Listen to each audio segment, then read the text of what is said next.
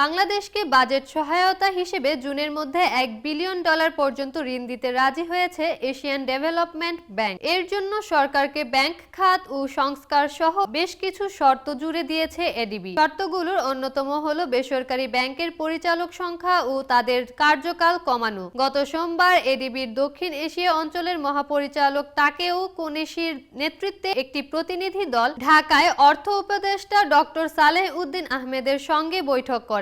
অর্থ মন্ত্রণালয়ের সংশ্লিষ্ট কর্মকর্তারা গণমাধ্যমকে জানান, বৈঠকে এডিবির প্রতিনিধি দল বলেছে তারা নীতি নির্ভর কর্মসূচির জন্য স্বল্প সুদে তহবিল সরবরাহ করতে পারবে এবং এই অর্থ জুনের মধ্যে পাওয়া যেতে পারে। অর্থ উপদেষ্টা সালেহ উদ্দিন আহমেদ বলেন, এই ঋণ অন্তর্বর্তী সরকারকে বিভিন্ন নীতি বাস্তবায়নে সহায়তা করবে, কিন্তু আন্তর্জাতিক উন্নয়ন সহযোগীদের কাছ থেকে অর্থ পাওয়া সহজ হয় না। তাদের অনেক শর্ত থাকে। আমরা সেই ঋণই নিব যেখানে সুদ কম থাকবে। ব্যাংক খাত সরকারের জন্য এডিবি $500 মিলিয়ন পর্যন্ত ঋণ দিতে পারে। তবে এই সংস্কারের জন্য 2013 থেকে 2023 সালের মধ্যে করা ব্যাংক কোম্পানি আইনের বিভিন্ন সংশোধনী বাতিল করতে হবে, যেগুলো আওয়ামী লীগ সংশ্লিষ্ট ব্যাংক মালিকদের চাপে তৈরি করা হয়েছিল। বর্তমানে একটি বেসরকারি ব্যাংকের পরিচালনা পর্ষদে সর্বোচ্চ 20 জন পরিচালক থাকতে পারেন এবং তাদের মধ্যে একই পরিবারের হতে পারেন 3 জন পর্যন্ত।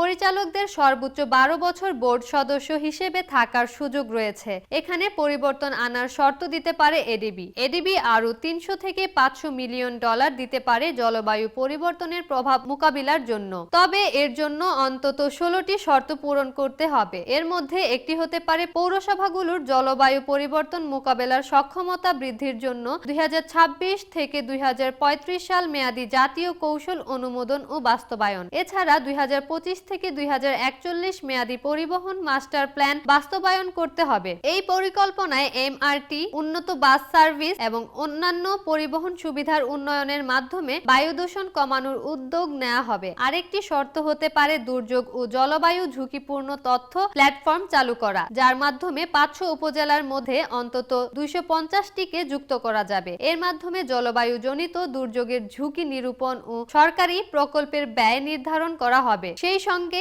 কৃষি মন্ত্রণালয়কে জাতীয় অভিযোজন পরিকল্পনার অন্তত 20% বাস্তবায়নের শর্ত দিতে পারে এডিবি। এর মাধ্যমে কৃষিক্ষেত্রে জলবায়ু সহনশীলতা বৃদ্ধির পাশাপাশি কৃষকদের উন্নত কৃষি পরামর্শ সেবা দেওয়া হবে। এছাড়া কৃত্রিম বুদ্ধিমত্তার মাধ্যমে কৃষকদের জন্য আগাম সতর্কীকরণ ব্যবস্থা ও জলবায়ু সহনশীল কৃষি বাজার গড়ে তোলার উদ্যোগ নিতে হবে। শর্তের মধ্যে আরও থাকতে পারে স্থানীয় সরকার মন্ত্রণালয়কে 2025 সালের জাতীয় নগর উন্নয়ন নীতি অনুমোদন ও বাস্তবায়ন করতে হবে। এর আওতায় পরিবেশ বান্ধব বজ্র ব্যবস্থাপনা, নগর জলভূমির সংরক্ষণ এবং স্থানীয় পর্যায়ে জলবায়ু অভিযোজন কার্যক্রম করতে হবে।